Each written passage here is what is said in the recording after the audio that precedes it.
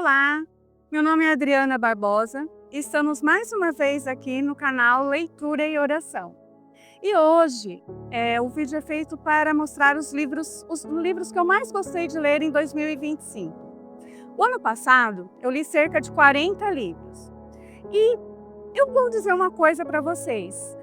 40 livros é muito. Na verdade, precisamos respeitar a estação da vida que nós estamos. Eu gosto de ler, isso facilita muito. Eu adquiri o hábito de ler também. Então, por exemplo, eu não consigo dormir sem ler. Não é que eu não consigo, mas eu tenho o hábito de ler antes de dormir. Eu tenho o hábito de ler ao acordar. Agora, houve épocas na minha vida em que realmente eu não conseguia ler, por mais que eu gostasse. Quando meus filhos eram pequenos, que tinha aquela dinâmica de escola, de amamentação, quando eu estava na faculdade, quando eu fazia estágio, trabalhava, e ali eu priorizava os meus 5 minutos que eu conseguia para ler a Bíblia, para orar, para ser uma coisa de qualidade. Então, ninguém é melhor porque lê mais ou lê menos, ninguém é melhor porque tem mais tempo de leitura ou menos tempo de leitura. Na verdade, a leitura, ela é um hábito muito bom que todos deveríamos ter. Algumas pessoas não gostam de ler, assim como tem pessoas que não gostam de ir para a academia. Por exemplo, eu não gosto de ir para a academia, mas eu estou tendo que ter o hábito de ir para a academia. Por quê? Porque é importante para a minha saúde, é importante para a minha velhice, é importante para a minha saúde mental. Agora, não é uma coisa que eu faço sem esforço. Eu tenho muito esforço para ir para a academia. É diferente de ler. De ler eu não tenho nenhum esforço. Então, tem pessoas que não gostam de ler e elas precisam fazer então esse esforço de querer ler. Não vai ser igual uma pessoa que gosta de ler, que vai ler muitos livros, mas ela vai ler ali o mínimo necessário. Igual a academia, eu faço o mínimo necessário, não faço mais do que isso. É necessário 2 vezes por semana, 3 vezes por semana? Ok. Então, vamos lá, vamos começar com desses 40 livros que eu li, alguns me impactaram muito e são esses que eu separei para estar apresentando para vocês. Nós temos na igreja, a Igreja Batista Nova Vida em Valinhos, um grupo de WhatsApp de mulheres de leitura e oração. Nesse grupo nós postamos trechos de livros bimestrais, onde nós pegamos alguns trechinhos de cada capítulo do livro e colocamos nesses áudios. O primeiro livro é o livro Você Acredita, do Paul Tripp. Paul Tripp é um autor muito renomado. O Paul Tripp foi um dos livros que mais impactou as nossas irmãs com o livro Guerra de Palavras. Tem também o livro Desafio aos Pais. Ele tem uma leitura muito fácil, muito fluida, e a característica do Paul Tripp é que ele faz muita relação com o nosso cotidiano. É um livro muito prático. Esse livro, Você Acredita? Na verdade, eu não tinha visto que ele era tão denso. Ele tem quase 400 páginas. Eu demorei quase 3 meses para lê-lo, porque eu tenho uma dinâmica de leitura. De manhã, eu uso livros devocionais. São livros que me ajudam na minha vida devocional, livros com muitos versículos, com muitos livros da Bíblia. E à noite, eu separo livros mais ficção, mais biografias, que eu não preciso pensar, porque a minha mente já está cansada. Esse livro eu escolhi como um dos primeiros do ano para fazer a minha devocional. Ele é bem grande e eu demorei quase mais de 3 meses, porque também tem uma coisa que eu esqueci de falar. O hábito da leitura, eu não tenho uma meta de leitura. Eu tenho que ler 4 livros por mês, 5 livros por mês. Eu não tenho uma obrigatoriedade. Então, há dias que no meu livro devocional, eu leio 2 páginas. Agora, há dias que eu estou mais tranquila, que é um feriado, um final de semana, aí eu consigo ler um capítulo por dia. E assim eu faço. E é por isso que eu consigo ler vários livros. Não é pela quantidade, mas é pela constância.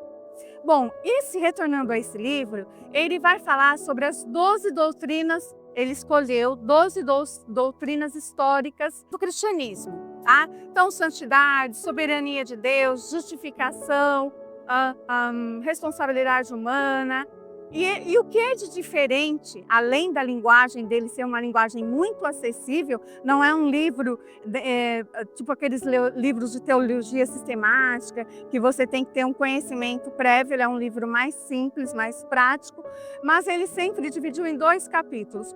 Ele conceitua essa doutrina, e o outro, ele faz uma aplicação na sua vida diária. E ele é fantástico, porque, por exemplo, quando ele coloca a doutrina das Escrituras, então ele vai colocar como que as Escrituras no seu dia a dia, elas fazem parte do seu dia a dia. Quando ele fala da soberania de Deus, um capítulo ele fala sobre, conceitua o que seria a soberania de Deus, e no outro ele coloca como você vive a soberania de Deus. Então, por exemplo, se você acredita que Deus nunca perde o controle da sua vida, então por que você se desespera em meio a uma situação, em meio a uma circunstância?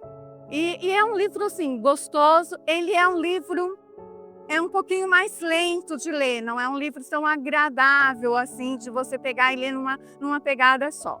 Então, esse foi o primeiro que eu separei. O segundo que eu separei, eu vou falar primeiro sobre essa autora, é a Janet Ock. Todo mundo, né, ou a maioria das pessoas já viu na Netflix aquela série Quando Chama o Coração. É uma série linda, gostosa, que fala do oeste canadense, né? Oeste dos Estados Unidos, oeste do Canadá, quando os primeiros colonos foram colonizar aquelas terras. A Janet Ock escreveu, na verdade são 9 livros dessa série, Quando Chama o Coração, veio para o Brasil e assim, é uma leitura muito gostosa, é muito simples e assim, é uma leitura que você entra dentro da história, ela é muito detalhista, então você consegue sentir o cheiro das coisas, você consegue sentir a textura das coisas quando você vai ler, e eu fiquei encantada. São 9 livros dessa coleção, né, conta das 2 Elizabeths, na verdade o da série é a segunda, são os últimos livros, né, que é a da sobrinha da Elizabeth, na verdade. E aí eu falei, eu vou procurar mais livro dessa autora. E eu encontrei alguns livros que não são mais publicados no Brasil, livros antigos. Eu encontrei no sebo eletrônico e encontrei 2 dela. Na verdade, encontrei 3, mas um eu achei extremamente caro por ser livros usados. E comprei 2 dela. Um é Marcadas para Sempre e o outro é esse que eu vou falar para vocês agora, que é Uma Mulher Chamada Damaris. É maravilhoso esse livro, simplesmente lindo. O gostoso da Janet Ock é que ela é uma autora contemporânea da época e do final do século XIX, início do século XX. Então, ele tem muito mais realidade do contexto histórico ali que eles estão vivendo. E aí, ela vai falar sobre uma menina de 12, 13 anos que vivia nesse contexto histórico aí do Canadá, e ela vivia num contexto de violência doméstica. E a mãe, entre os olhares que ela sentia da mãe, a mãe dizia para ela no olhar, foge enquanto você tem tempo. O pai dela era um alcoólatra, e aí ela resolveu seguir essa intuição da mãe, e aí vai contar a saga dela. Primeiro conta toda a história de abuso, de violência que ela vivia com esse pai, com a mãe. Ela conta uma das coisas que eu achei assim fantástica, que ela via umas pessoas indo para a igreja com um livro da capa preta. E ela queria saber o que era esse livro da capa preta. Há uma outra coisa que eu não vou dizer porque é muito spoiler, mas o porquê ela chama Damaris.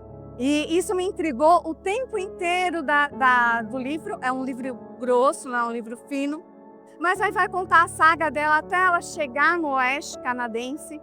E aí vai contar a história de superação, de luta, vai contar a história de como ela superou os erros que ela teve, como ela superou o conflito que ela vivia na infância e como esse conflito, como esses abusos a acompanharam durante toda a vida dela e como o evangelho foi crucial e transformador, trabalhando com as questões de perdão, as questões de projeto de vida, as questões de como conhecer a Jesus, como conhecer pessoas. A vida dela deu uma guinada quando ela conheceu alguém, uma senhora que conhecia Jesus de verdade. E ali ela viu ela viu Jesus naquela senhora. Então, é um livro maravilhoso, eu recomendo.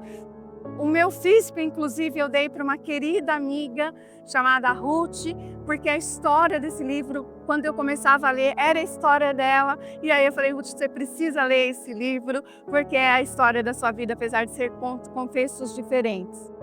O terceiro livro, que me marcou muito, e só para... eu acabei esquecendo de dizer, que eu fiz um parêntese, não fechei e deixei no ar, né? Mas é que nesse grupo de leitura e oração que nós temos na igreja, nós temos mais um livro que nós lemos e que realmente foi um marcador um divisor de águas na minha vida sobre a questão da oração. É um livro que chama Orando como Monges, Vivendo como Tolos. É um livro maravilhoso. Na minha caminhada cristã, eu já li vários livros sobre oração, mas esse de especial é muito, muito interessante. Esse livro me chamou a atenção pelo título, eu fiquei na dúvida se eu lia, se eu não lia, porque muitas vezes a gente lê aqueles livros de oração onde a gente vê pessoas que, ok, é legal que ele fala, mas não vou ler, não vou orar 4 horas por dia. Eu estou muito longe de ser esse padrão aí desses autores, mas um amigo meu conhecido, um amigo muito querido, falou, Dri, eu não conheço o autor, mas quem prefaciou é alguém muito reconhecido aqui no norte no Canadá, pode ler que não vai ter erro. E realmente, ele vai contar, ele vai falar, ele vai buscar disciplinas espirituais de monges, de pessoas do passado, mas ele coloca isso no nosso dia a dia. Então ele vai colocar a importância da oração, ele vai colocar a importância da contemplação, da quietude, do silêncio, de orar por pequenas coisas. Ele vai pegando a oração do Pai Nosso, e ele vai destrinchando essa oração. E assim, ele é fantástico. Nós trabalhamos esse livro no grupo de leitura e oração e aprendemos muito. Orante, ele vai falar sobre a Lectio Divina, mas ele vai falar de uma maneira prática, de uma maneira acessível. O próximo livro, tem uma colinha aqui, Isso é Filtro Solar, do reverendo Emílio Garofalo. Eu já tinha lido um livro do pastor Emílio, que era Esther na Casa da Pérsia. Tinha gostado bastante da escrita dele. E esse eu vi muita recomendação de pessoas que eu respeito. E eu falei, vou ler. É um livro grande, tem mais de 400 páginas. Mas assim, gente, é um livro que vale a pena ler.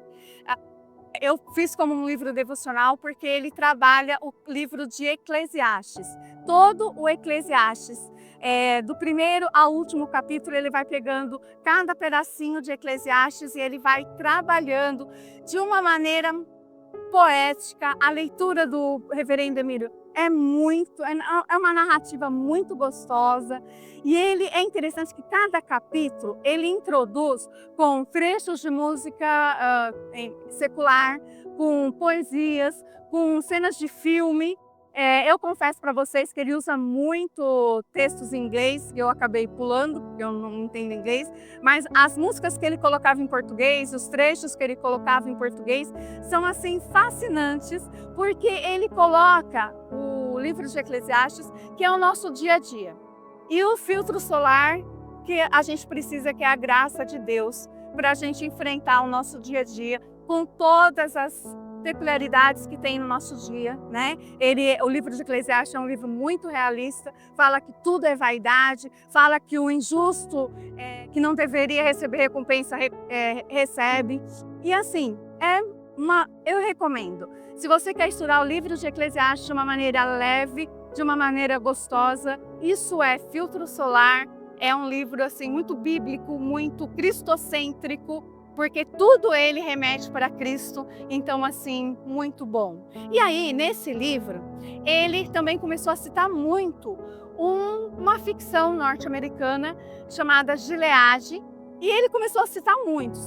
Eu falei, nossa, esse livro deve ser muito bom, e eu vou arriscar. Não conhecia essa autora, ela chama Marlene Robson, acho que é isso que pronuncia.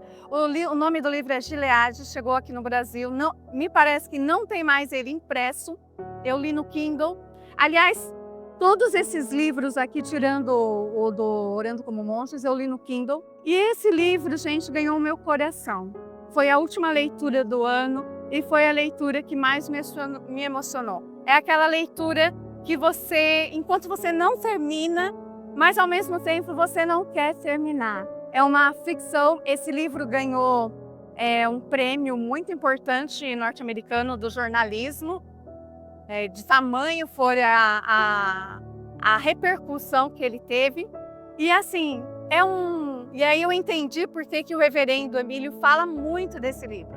Na verdade, a história é uma ficção, né, voltada aí por final do século XIX, início do século XX. E aí ele fala muito sobre a história de um pastor. E esse pastor, ele era filho de pastor, neto de pastor presbiteriano nos Estados Unidos, na época dos escravos. E esse pastor, ele casa com 25 anos, só que ele perde a mulher e a filha no dia do parto, aos 26 anos de idade. E aí ele nunca mais casou, a vida seguiu, ele continuou como pastor ali na cidadezinha em que o avô dele foi, na mesma igreja em que o avô foi pastor, em que o pai foi pastor e agora ele era pastor. Mas num certo momento da vida dele, já com 70 anos de idade, ele se casa. Só que ele se casa com uma moça muito mais nova que ele. Na verdade, ela era mais nova do que a filha dele, se a filha dele estivesse viva. E aí, com 70 anos, ele tem um filho. E quando ele completa 77 anos, o filho dele com 7 anos, o médico fala que o coração dele está muito fraco e que realmente, a qualquer hora, ele poderia vir a óbito. E aquilo fez ele pensar que ele ia perder a infância, a juventude, a adolescência e a juventude do filho. E que ele não ia poder cuidar, não ia poder educar, não ia poder passar as experiências. Então ele decide escrever uma carta para o filho dele. Então esse livro não tem sumário, porque ele é uma carta, ele é um texto corrido. Então não tem capítulos, ele é uma carta e aí ele vai escrever para esse filho. E ele escreve para esse filho todas as histórias, vai escrevendo as histórias da vida dele. Vai falando sobre o avô, que o avô, apesar de pastor, era um abolicionista daqueles que tinha que pegar na guerra, tinha que enfrentar, tinha que entrar na guerra civil. E o pai dele não, o pai dele era um pacifista, não era a favor da escravidão, mas achava que os cristãos não tinham que pegar nas armas. E isso criou ali uma dificuldade de relacionamento muito grande. E ele vai contando, gente, ele vai contando as histórias de vida, ele vai contando como que ele fazia os sermões, como que era a vida dele como um pastor solteiro, como as irmãs ficavam procurando casamento para ele, como é que ele se sentia. Ele falou que ele tinha todos os sermões da vida dele, que ele tinha feito, porque ele escrevia os sermões dele na íntegra, igualzinho ele iria falar. E ele tinha um baú com todos esses sermões. E ele vai e volta. Ao mesmo tempo que ele vai voltando, ele vai falando, olha, nesse momento eu estou observando você e a sua mãe brincando de bolinha de sabão. E aí, gente, ele é muito lindo. Ele é assim, um livro que vai falando sobre as dificuldades. Eu me identifiquei muito com ele, porque ele coloca a escrita como um tipo de oração. Então, ele fala que ele orava através da escrita, colocando os sentimentos dele, falando das vulnerabilidades dele. E uma das coisas que ele mais gostava era de ele orar de manhãzinha, antes do sol nascer, na igreja. Porque ele morava na casa paroquial, então ele ia para a igreja, porque ali ele via o nascer do sol e os raios do sol entrando na vitrine. Então ele viveu a maior parte da vida dele amanhecendo aos pés de Jesus ali. Gente, é um livro lindo, é um livro que vai falando dos amigos dele, os amigos de infância dele. Ele é presbiteriano, ele tinha alguns amigos de outras denominações. E ele falava do amigo dele que também era pastor e que o amigo dele tinha 8 filhos. e ele não tinha nenhum. Então, como que aquilo afetava a vida dele? Olha, se eu posso escolher um desses livros para você ler, eu escolho o Gileade. E aí, no nosso penúltimo, é uma duologia, na verdade, é A Esperança de uma Mãe e O Sonho de uma Filha. É da Francine Rivers. Francine Rivers é uma gigante da ficção cristã norte-americana. É o livro que nós mais conhecemos, não sei se vocês já leram, mas eu acredito que sim, é um livro best-seller, que é o Amor de Redenção. Quem não leu Amor de Redenção, leia, que é um livro maravilhoso e faz uma analogia com o profeta Oséias, com o livro de Oséias. E aí, assim, esse livro ele é muito conhecido, ela é conhecida por esse livro, mas não é desse livro que eu estou falando, porque esse eu li há alguns anos atrás. Eu li porque Francine Rivers me chama muita atenção, a escrita dela me chama muita atenção. Essa Esperança de uma Mãe, O Sonho de uma Filha, é a história de uma menina nascida na Suíça, antes da guerra. Também eu gosto de livros históricos, né, de livros de época, como são chamados. E essa menina nasceu na Suíça, né, numa cidadezinha bem pequenininha, e ali ela nasceu num lar abusivo. O pai dela tinha um relacionamento abusivo com a mãe, com a irmã e com o irmão. O irmão não gostava de estudar. A irmã era muito frágil, ela aquela que mesmo crescendo só conseguia fazer as coisas ao lado da mãe, não conseguia. Ela era muito frágil, tanto de saúde como de emoções, e ela era aquela que o pai mais explorava. E aí quando chegou uma época ele falou, você não vai mais estudar, você agora vai trabalhar para você pagar o que você come, totalmente abusivo. A mãe entendia a situação de abuso como algo que Deus tinha para ela, mas ela não queria isso para a vida da filha. Então chegou no momento em que a mãe falou para ela, Marta, o nome dela é Marta, Marta, agora é sua vez de voar, voe.